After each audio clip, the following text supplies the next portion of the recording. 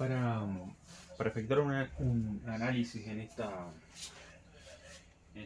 diferentes situaciones y sistemas físicos, tenemos primeramente cargas puntuales dentro de campos magnéticos que están representados con puntos, por lo cual son campos magnéticos salientes de la pizarra.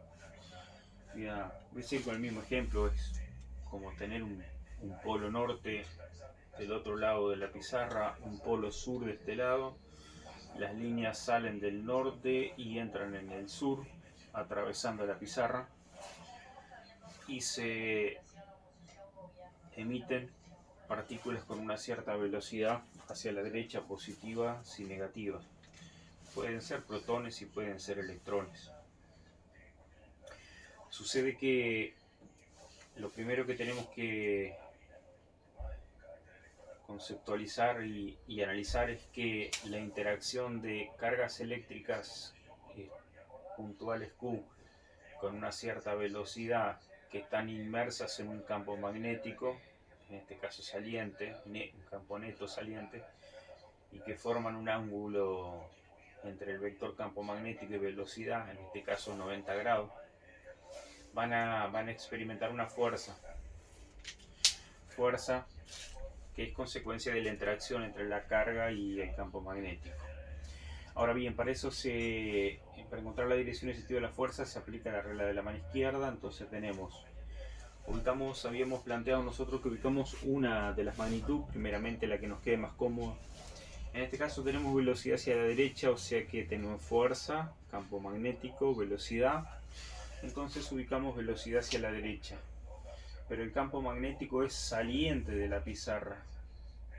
O sea, dicho de una forma, se dirige hacia la otra pared. Por lo tanto, tengo que rotar la mano de manera tal que el dedo índice, que corresponde a la dirección y sentido del campo magnético, quede hacia la pared, enfrente. El pulgar quedó vertical abajo, pero la carga es negativa. Por lo tanto, la fuerza que experimenta la partícula es opuesta a lo que indica el pulgar, porque la carga es negativa. O sea que el giro de la partícula en esta situación es antihorario. Recuerden que la partícula, en cualquier posición que se encuentre, va a poseer una velocidad tangencial y también va a poseer una fuerza centrípeta y también va a poseer una aceleración centrípeta. Son todas magnitudes que están involucradas en el movimiento de dicha partícula. Para esta otra situación tenemos velocidad hacia la derecha, campo magnético saliente, y pulgar indica hacia abajo.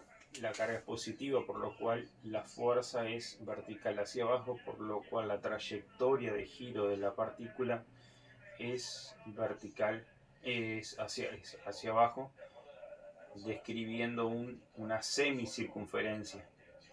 En cualquier punto también lo mismo, tenemos la fuerza que es radial hacia el centro de giro y su correspondiente aceleración centrípeta, consecuencia de la fuerza centrípeta, que viene dado por y calculado por la ley de Lorentz. Podemos calcular el tiempo de giro, que es la mitad del periodo, que ya lo vimos en el capítulo anterior.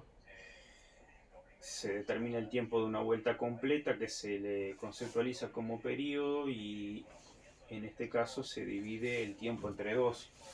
Si a calcular el periodo, que se representa con la letra T, es de 8 segundos, por ejemplo, bueno, el intervalo de tiempo en esta situación va a ser de 4 segundos, porque es la mitad del periodo.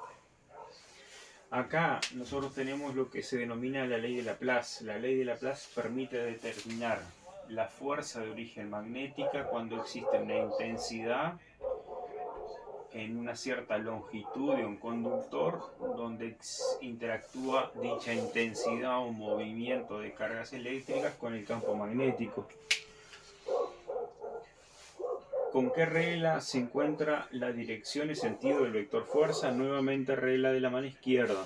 Tenemos acá fuerza campo magnético e intensidad de corriente. En la primera ley de Lorentz, dedo medio es la velocidad, y en la ley de Laplace, dedo medio mayor es la intensidad. Entonces tenemos campo magnético entrante, intensidad horizontal a la derecha, pulgar hacia arriba.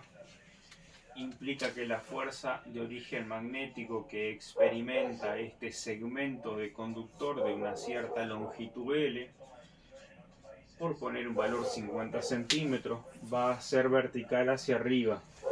Si fuera que se le ejerce una fuerza desde el punto de vista mecánico, es como que se lo empuje vertical hacia arriba. Se le aplica un impulso vertical hacia arriba, se lo impulse. No es de origen mecánica, es interacción con un campo magnético, pero es una fuerza y el efecto termina siendo el mismo. Si la cuerda está muy tensa, es mínimo el efecto que se va a poder percibir, y si está poco tensa, se va a quedar formando un arco dicho conductor. Para esta otra situación, que la intensidad corriente es hacia la izquierda, regla de la mano izquierda, fuerza, campo magnético, intensidad, campo magnético entrante, intensidad hacia la izquierda, dedo medio hacia la izquierda, y fuerza vertical hacia abajo. La idea de estos ejercicios y de estas situaciones es muy práctica, es simplemente practicar regla de la mano izquierda para la ley de Lorentz, que implica cargas puntuales, regla de la mano izquierda para la ley de Laplace, que implica intensidades de corrientes y longitudes. Si voy a determinar el módulo de la fuerza, va a ser la intensidad de corriente, por ejemplo 3 mA, por la longitud 0,50 metros, por un campo magnético 0,8 Tesla, y el ángulo en todas estas situaciones es 90 grados, y seno de 90 grados queda 1. En esta otra situación última, que se trabaja la ley de Ampère, tenemos lo siguiente. Acá, en torno a la intensidad, se tienen líneas de campo magnético que son circunferencias que tienen como centro el centro del conductor. Por lo cual, nosotros lo que hacemos es, ahora sí, en la ley de Ampère, que es constante por intensidad sobre distancia, la constante vale 2 por 10 a la menos 7, aplicamos la regla de la mano derecha, en el cual el pulgar se coloca en el sentido de la intensidad. Entonces nos queda intensidad, pulgar en el sentido de la intensidad, y roto la mano en el sentido hacia adentro de la palma. Si vas hacia el otro lado, rotaremos así. Haremos toda una circulación de forma tal que seguimos con la imaginación una circunferencia. ¿Qué implica esto? Implica que cuando coloco el pulgar en el sentido de la intensidad y roto la mano, a cada punto perpendicular al radio le va a corresponder la existencia de un vector campo magnético.